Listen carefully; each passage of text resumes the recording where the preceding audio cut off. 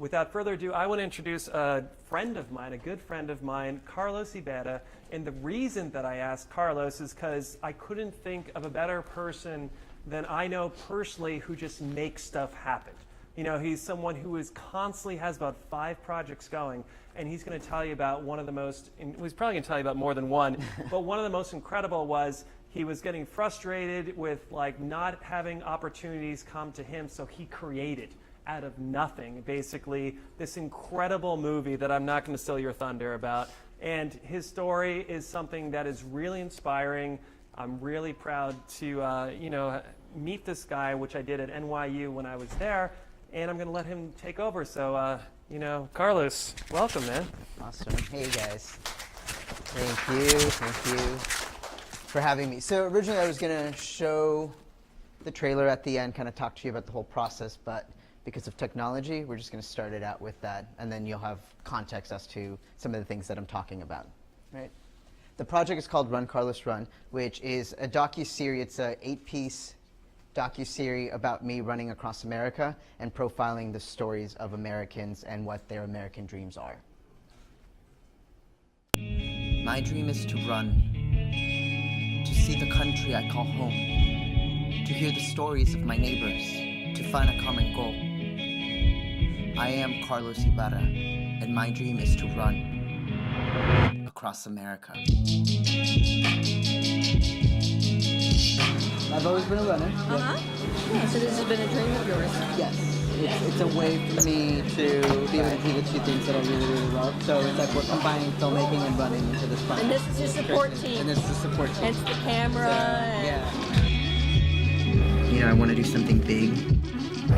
Thought that was a way for me to showcase that this is how comfortable I am. This is part of me. I feel it. And you know what? If I'm not going to be here anymore, at least I got to see it one last time.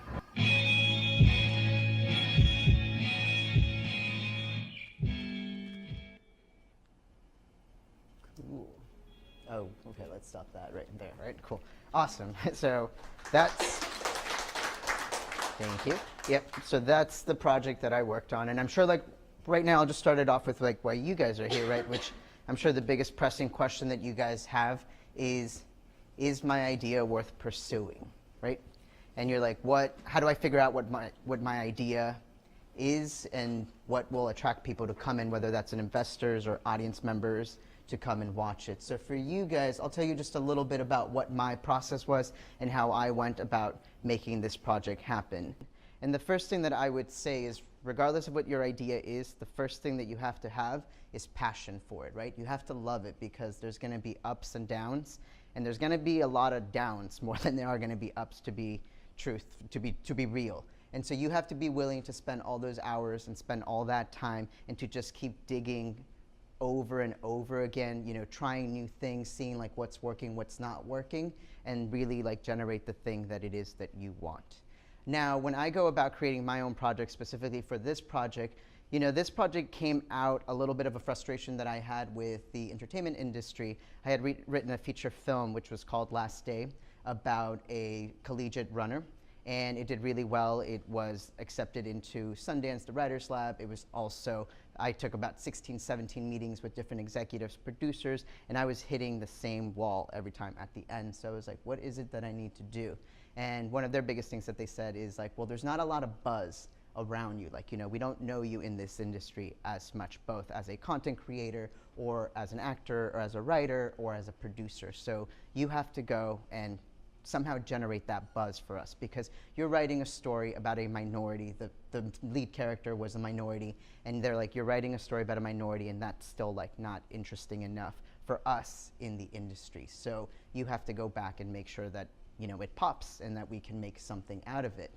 And so what I decided to do was extrapolate the ideas and the themes that were core to the story that I had written and create a little bit of buzz, which was like, what crazier idea than to decide to run across the US.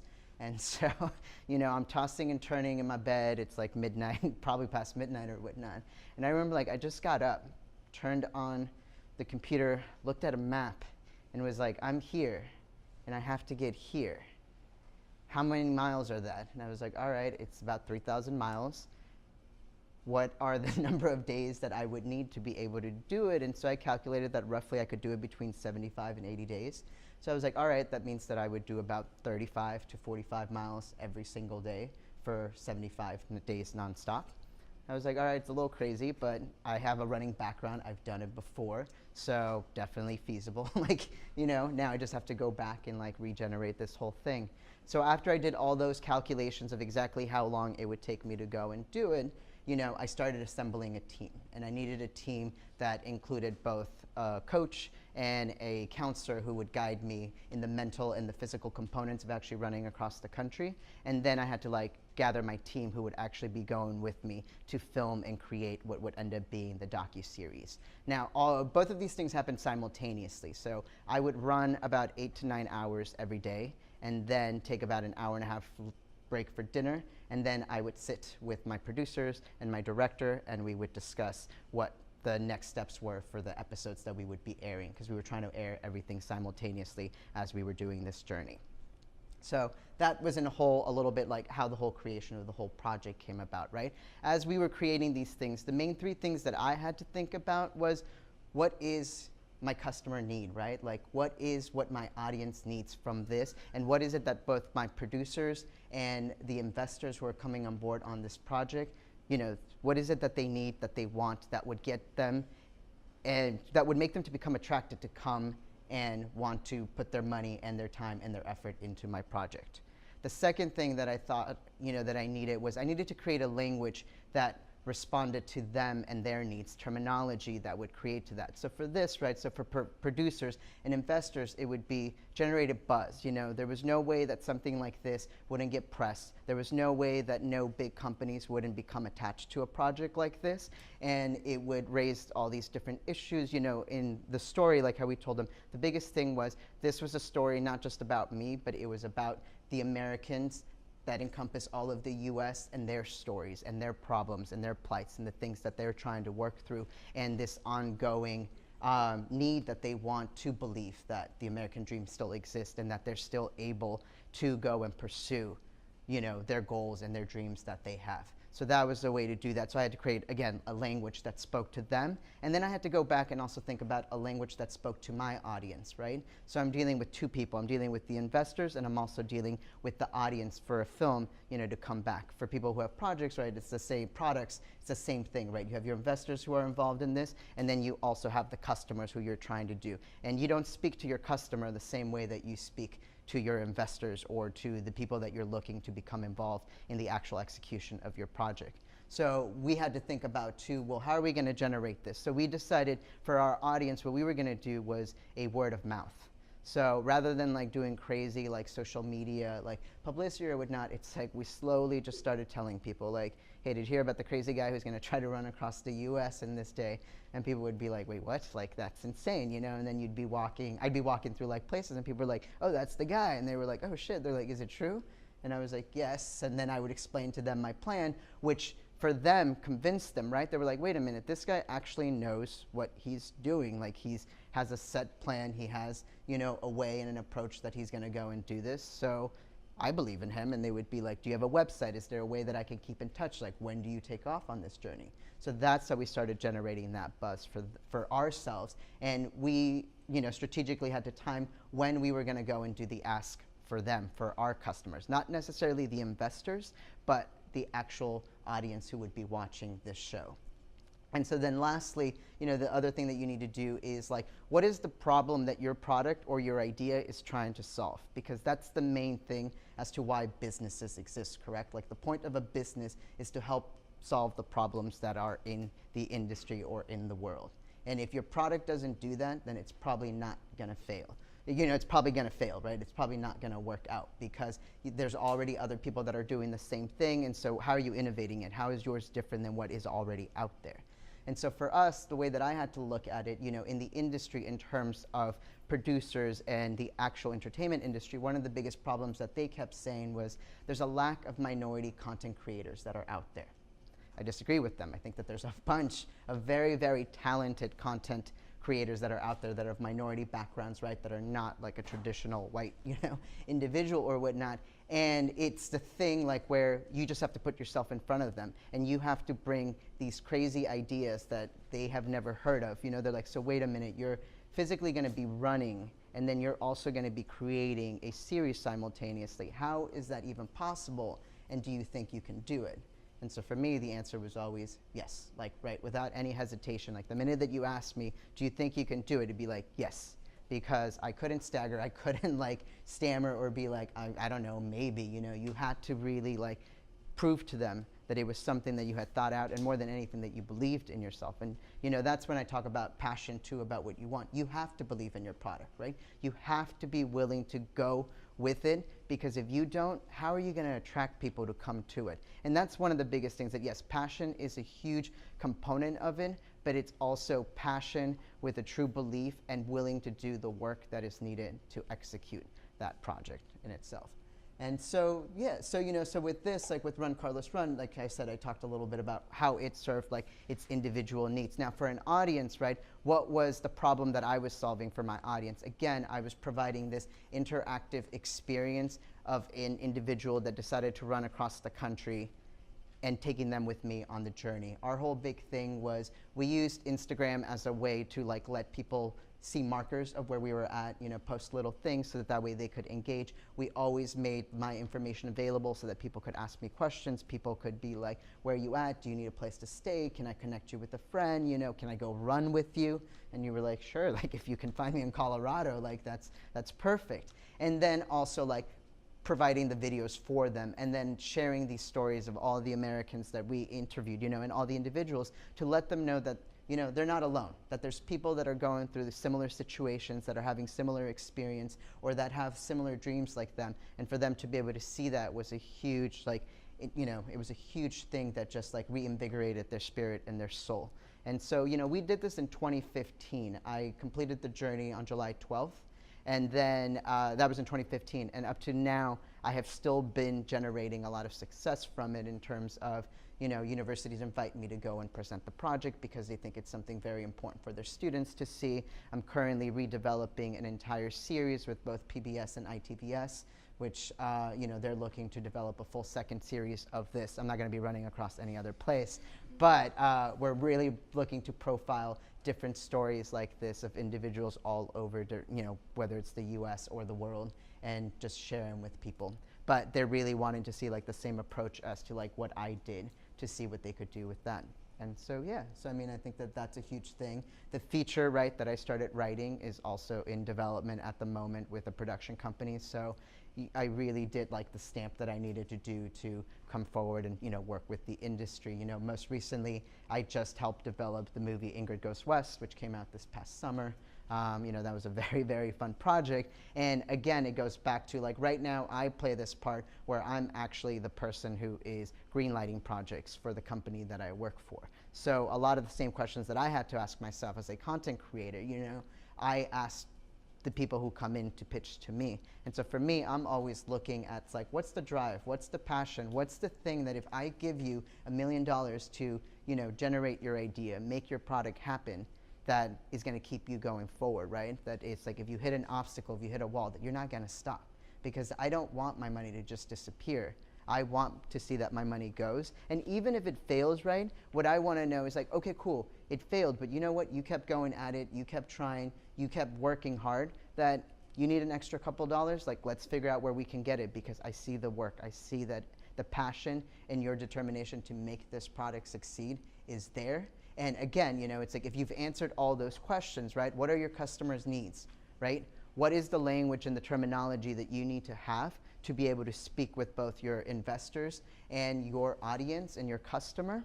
And lastly, what problem are you really trying to solve? There's no way that your product can't succeed or your idea can't move forward. You might have to constantly keep re-evolving like how James mentioned, but that's part of the process, that's part of the business, right? If you don't choose to change and engage, in what's going on in the actual world, you're gonna fall behind, and there's gonna be a new group of innovators, there's gonna be a new group of entrepreneurs that are gonna come in, that are gonna be as hungry to take your place and or just completely replace, right, what you've done. So that's what I would have to say for the moment. And if anybody has any questions, I'm more than happy to take them. Yeah, when you said you use different language to your investors and your audience, could you please talk a little bit more specific? Yeah, so what I mean with that is like, so say for example, if I'm approaching, right, investors or producers, what they want to know, the language that they're looking at is what is the actual execution of the project, right? They want to see my timeline, they want to see my production, they want to see my budget.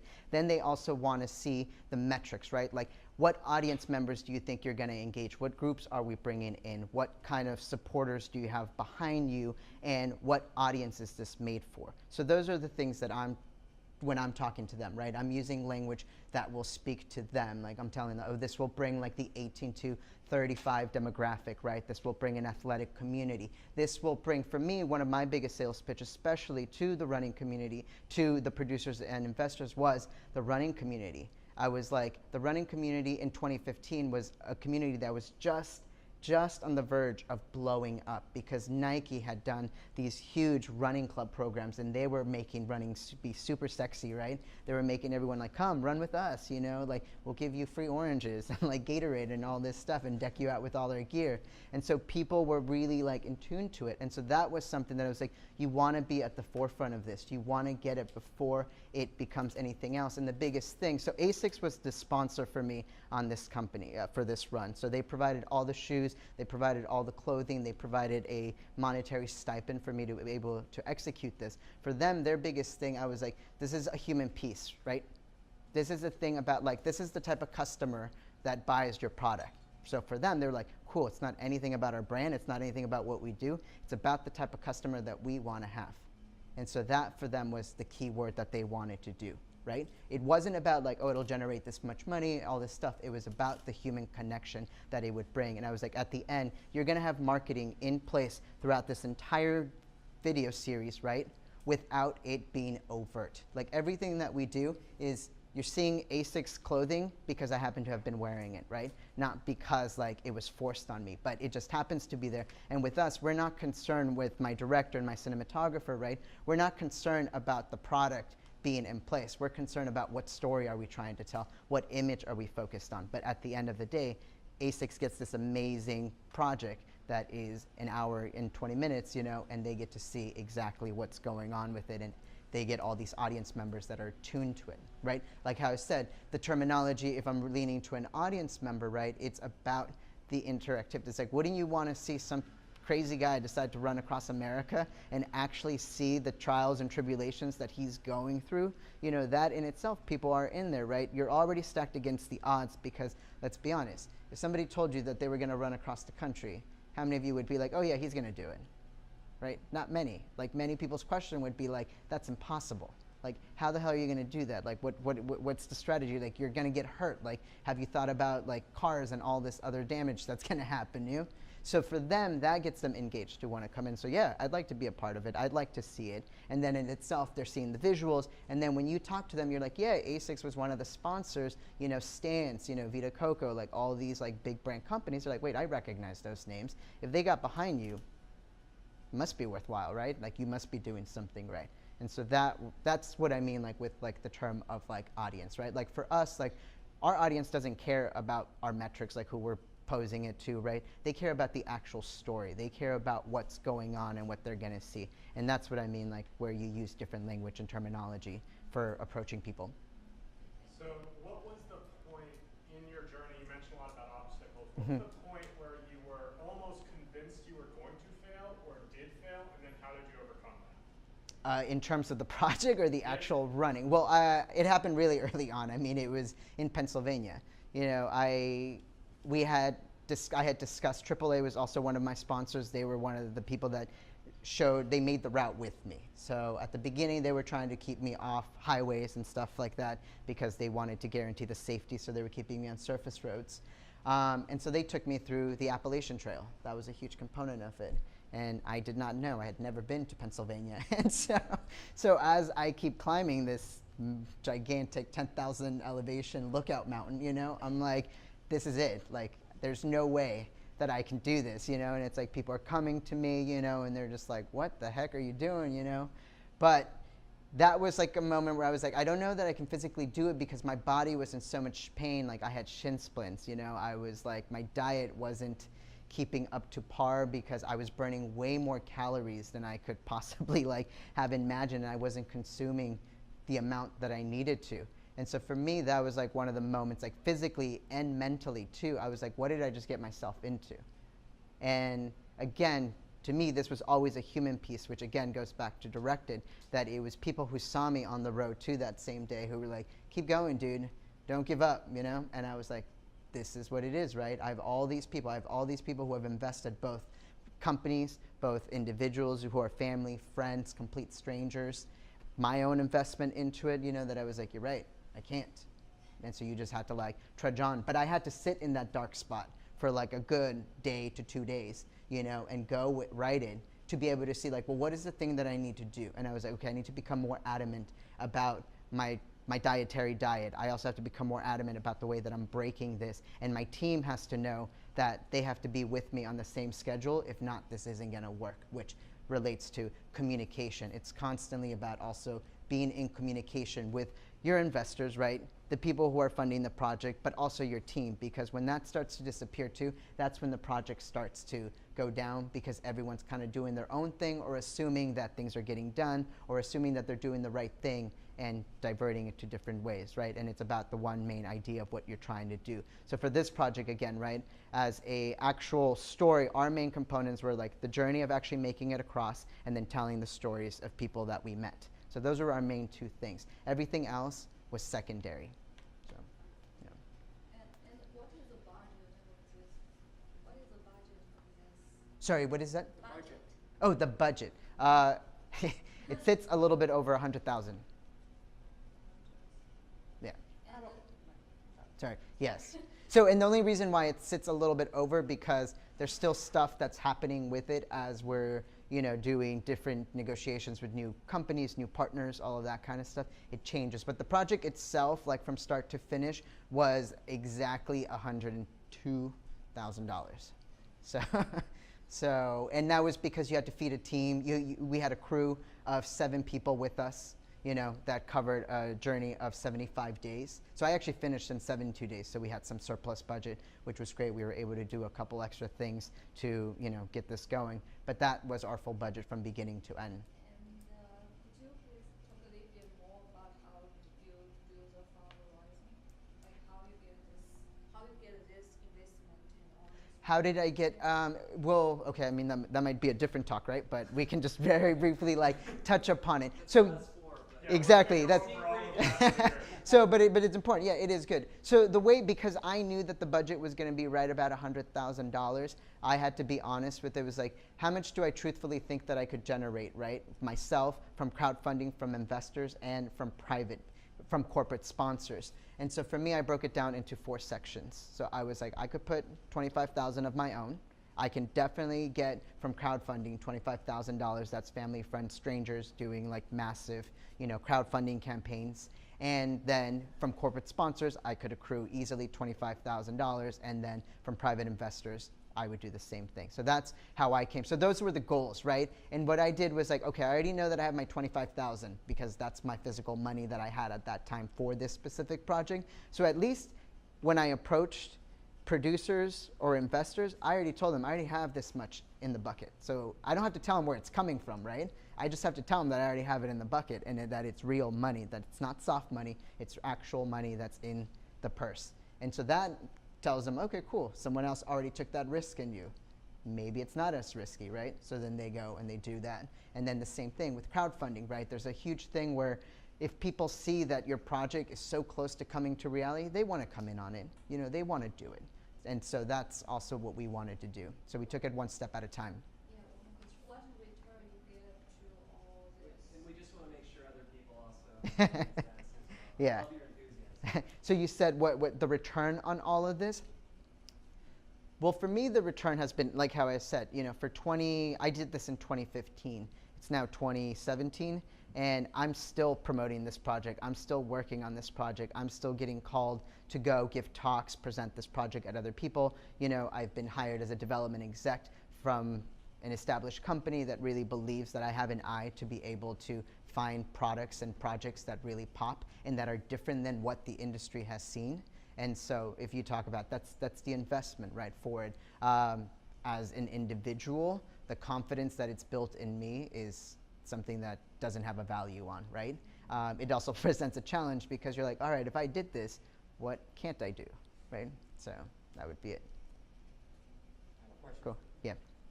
Throughout the journey, running, at what point did you say to yourself, you know what? I got the sponsorship. I know I'm going to finish it, but it's going to open me up into a different world that I know that I could do anything else that I want to shoot for, based on what experience?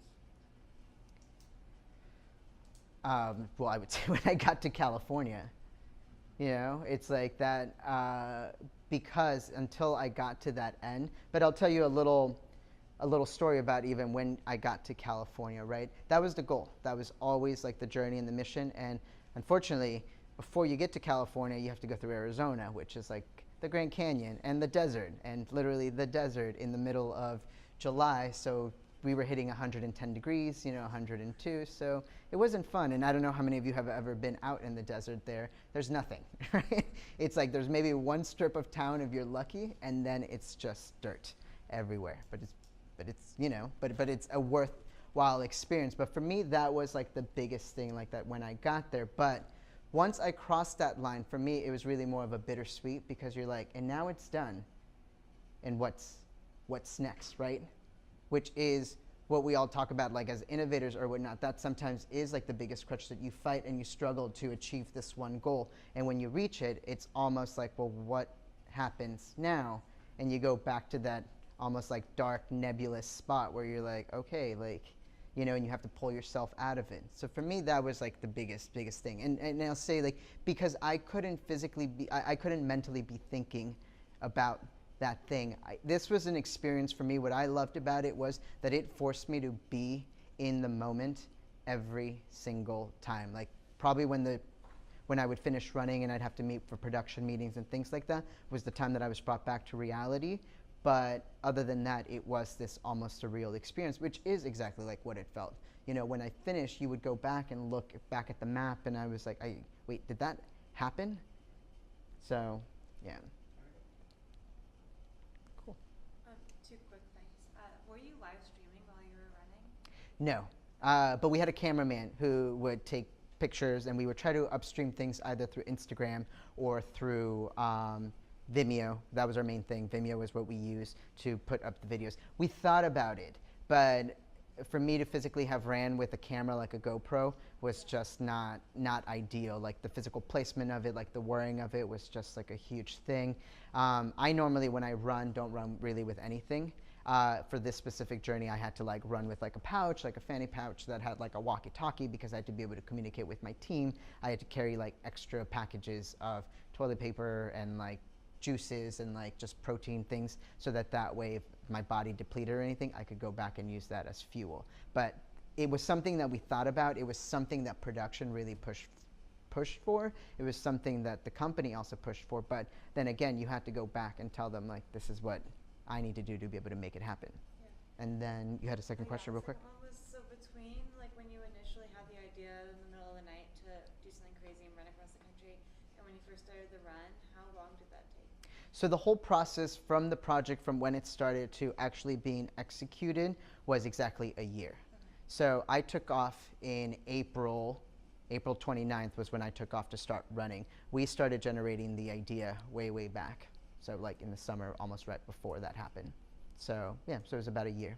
And it was about, the way that we broke it down was about 6 months of strategically planning the actual production elements, building the team, getting the funding, getting the money, and then the final 6 months prior to it were very much like the physical training to build up so that I could have the stamina to be able to do the physical component of it. And so the actual like advertising of it didn't start till you started running? The advertising started for it about 2.5 months before, because we started, almost 3 months really, to be honest, because that's how we started doing like word of mouth.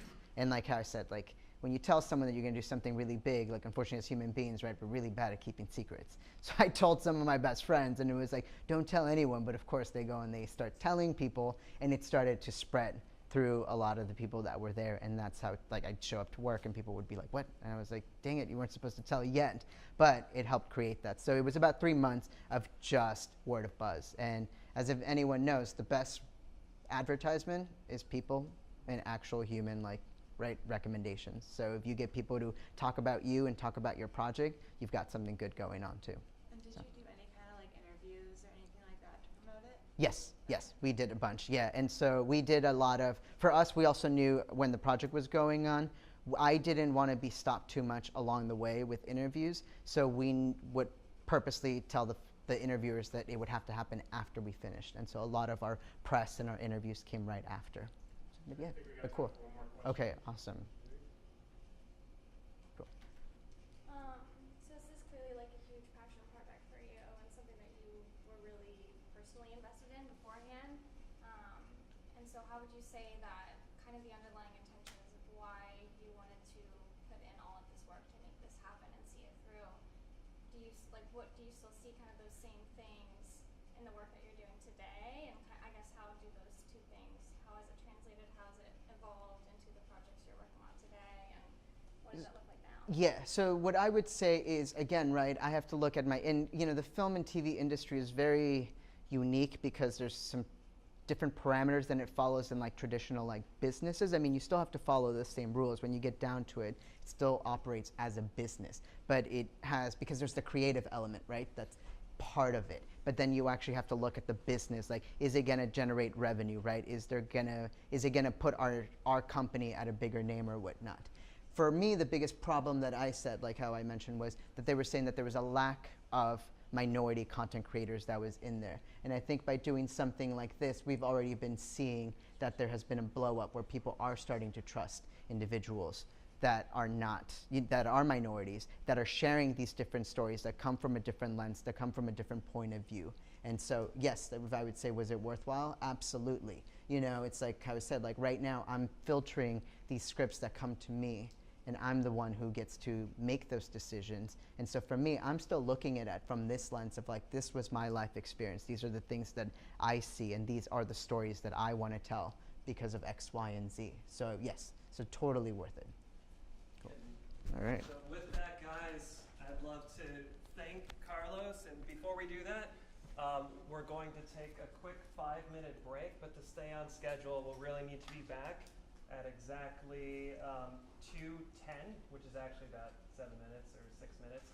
So please, we're going to start sharp at 2:10. But before we get to that, Carlos, thank you so much, man. Thank you. You're awesome.